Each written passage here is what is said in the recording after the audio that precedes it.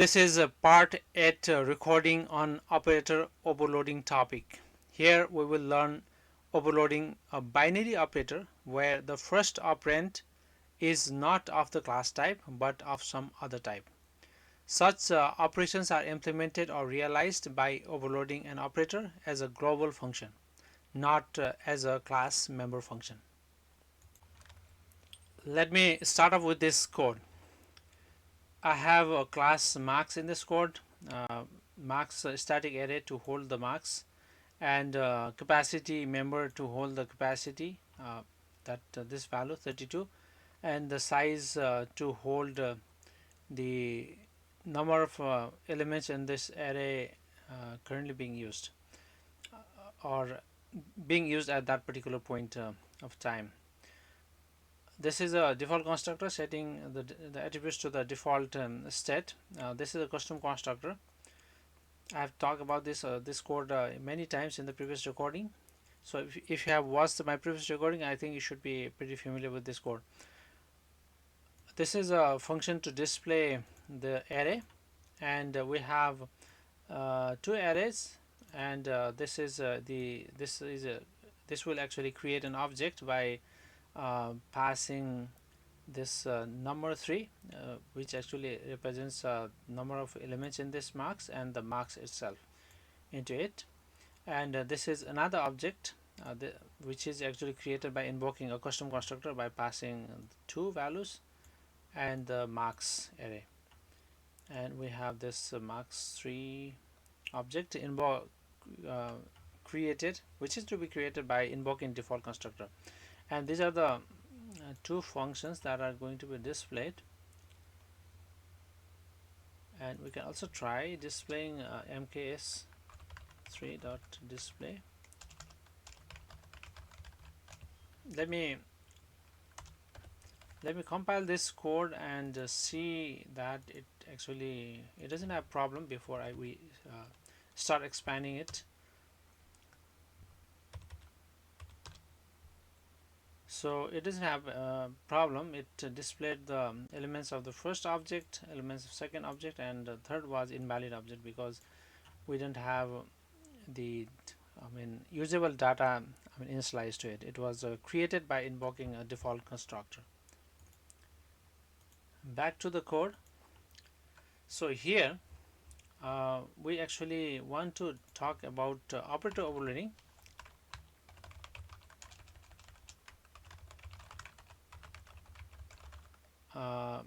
In this form where we have, let's say,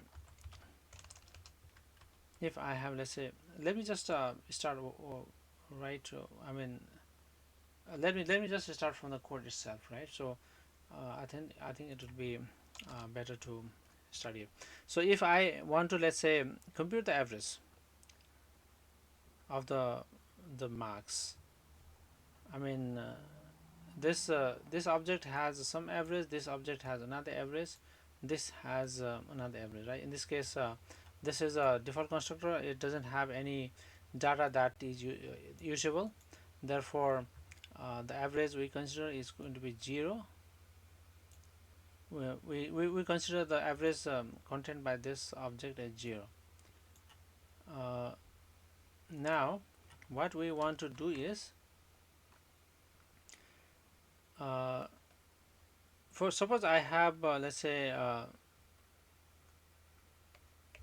float average value,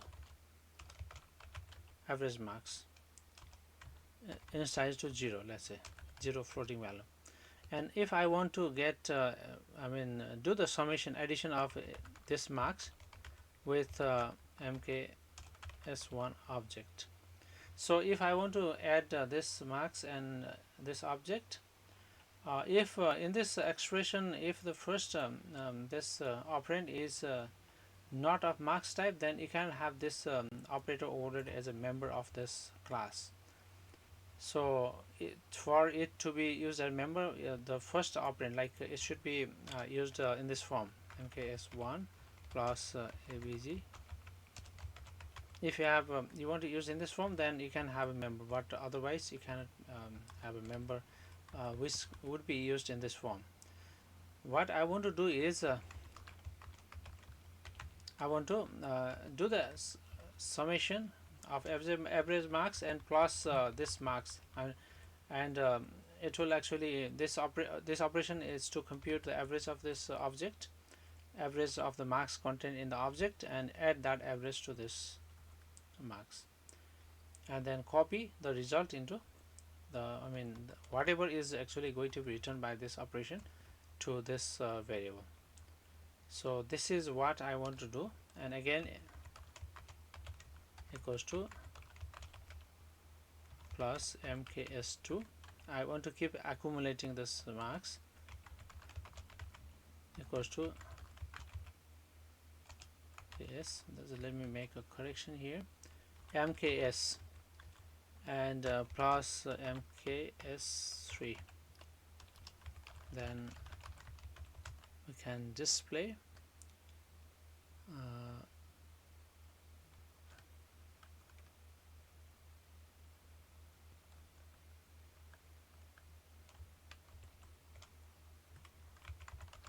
let me have a different name for this so that we can see these things into sorry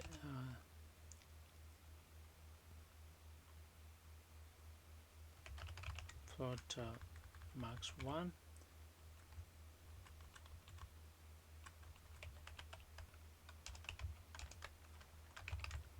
average marks 2, and it will add on average marks 1 float average marks 3 2 2, and we display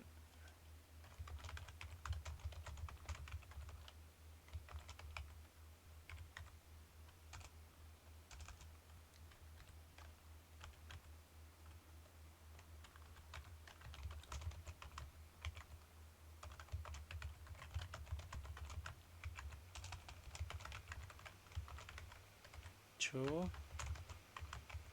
average marks 3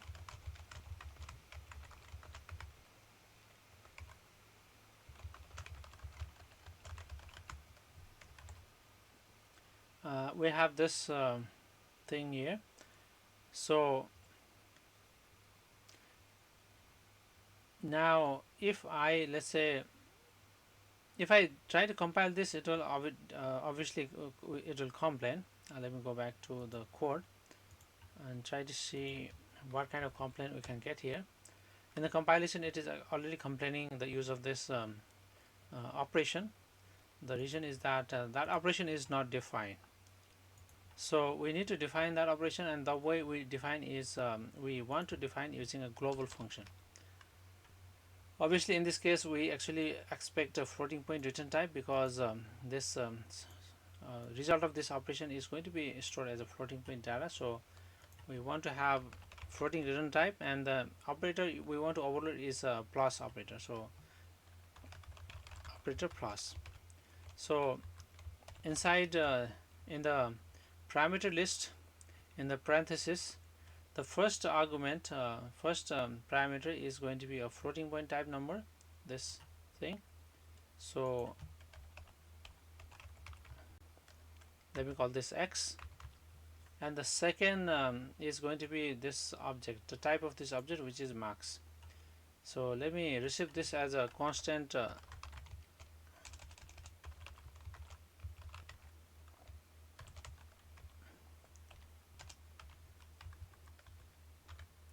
here what I want to do is just return x plus mk dot I need to have a function to get average, right? So let me call this get average. So I need to create a function, since this is a constant object, so you need to have this function as a query function in this case. So let me go to the code and create this function get average.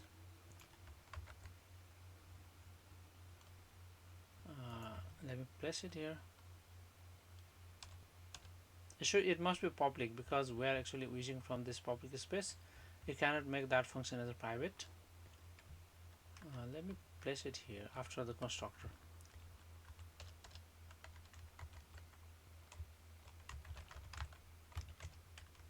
it will return floating point type, and the logic would be float equals to 0 for int I equals to 0, I less than size I plus plus avg plus equals to max I, and return avg divided by size. So this is the logic we want to have in this function, and because through this logic we have this this will return, and I think it should be okay now. So let me try to run this program and see whether it actually works or not. To the terminal, clear the screen, and I think there is a problem.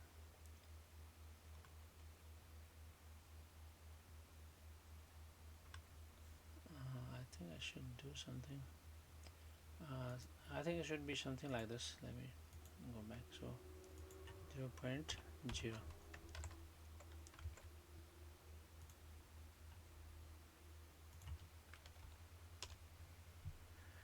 So we can compile, run this now. Now you can see the average marks for first object. This object was 66.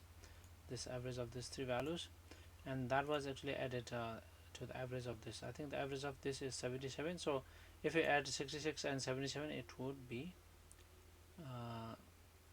144.43.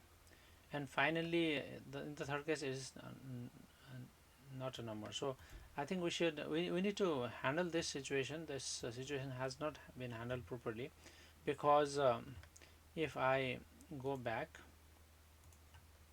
so in this case, if the object doesn't have anything, then this size of this object would be 0. So when we return this, it will be something divided by 0, right? So 0 divided by 0, which we don't want. So what we can do is, here maybe we can test whether this object has a valid data. So for that, maybe we can overload a Boolean operator.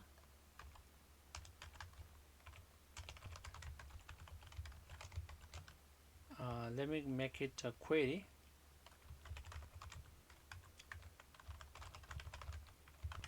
So size greater than 0, right? So in this case, we can test whether it is mk,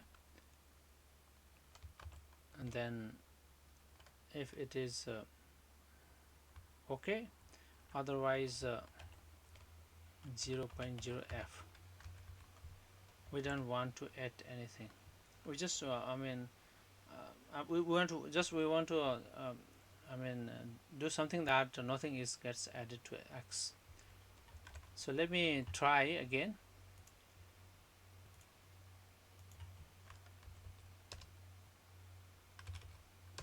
main.exe. Okay.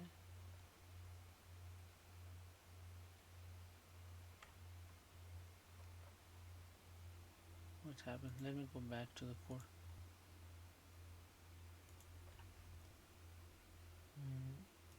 This is maybe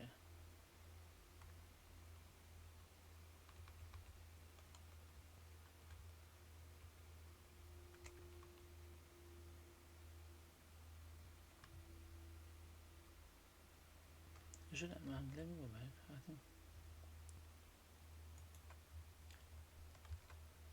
so. Let me go back to the code. I think there is one problem here. So probably we need to be explicit in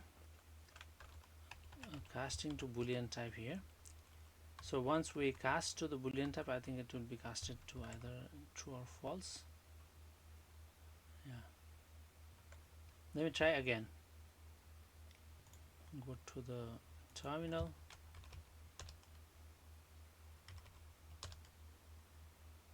Yeah. Now it is working, but still there's a problem.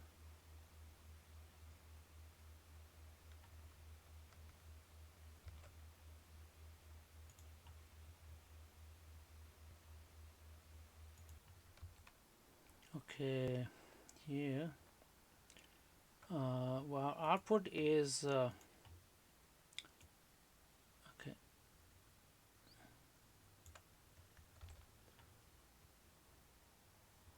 So I think let me just go and try a little bit. So in this case, it is always when you're using this conditional operator in this form. Maybe you can take this as a tip.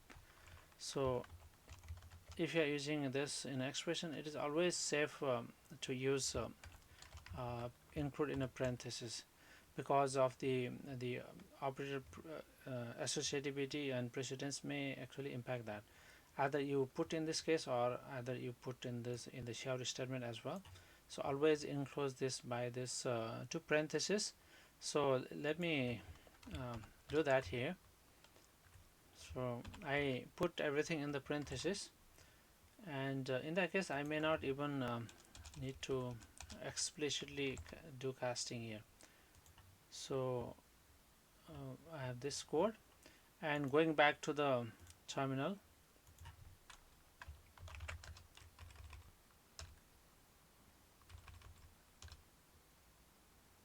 so you can see the number. So in the first case, this was this was the average of this three numbers, and this was the average of these three numbers plus the average of this three number, and this is the average after adding invalid object. So it is the same as the previous average. So we can call this as a summation of average. So this is the summation average, or sometimes this can be used to compute, let's say,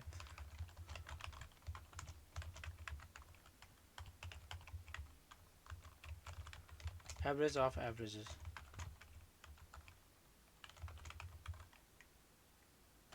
Divided by, let's say, 3.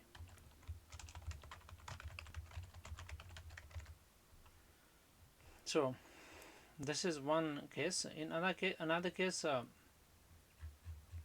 you may also want to, let's say, count the number of sizes. So in that case, you may want to overload this for integer type on the left hand side. For example, if I want to actually accumulate the size of the number of marks stored in the objects, int,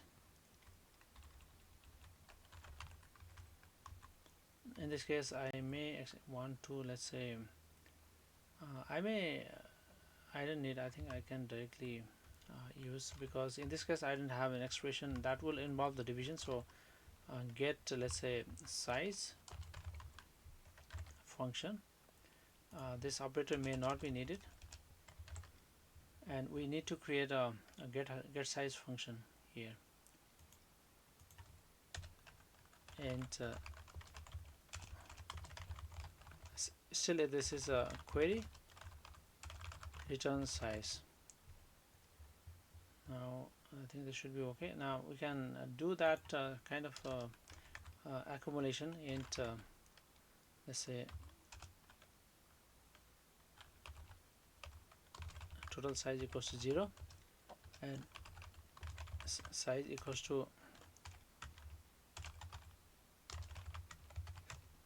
plus it is going to be mks1 equals to plus mks2 equals to plus mks3.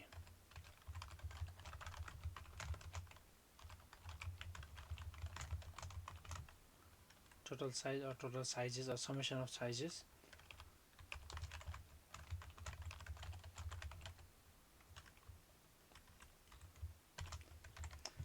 So this is the code that will display the total size by invoking this function, because the first argument, or first operand in this case, is the integer type.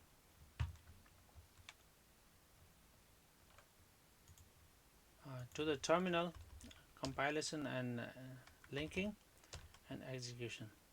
we have total size 5, which is this 3 plus 2 plus 0.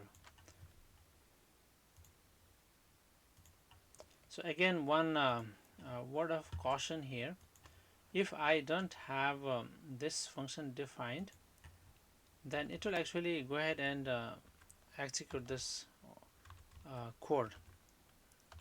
There is not going to be a compiler problem.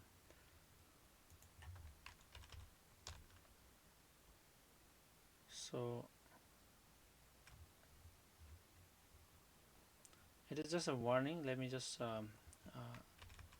do the execution.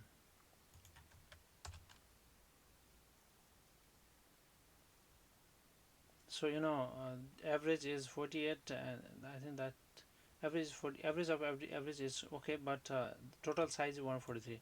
That definitely we don't want. This should be 3 and 2, right? But what actually happened here is, it actually because C++ has a there's way of implicit conversion from integer to floating point type. So if you call this function, it will actually go ahead for a function that actually which has a parameters to which it can actually implicitly convert the type to. So the integer can be implicitly converted to the this type, so it actually called this function. Similarly, if you don't have this floating point this function, and you have this function, then this both invocation, either this invocation or this invocation, will actually go ahead and call the same function, but the result is not going to be as expected. So that is all I have to talk about this topic. Thank you for watching this video.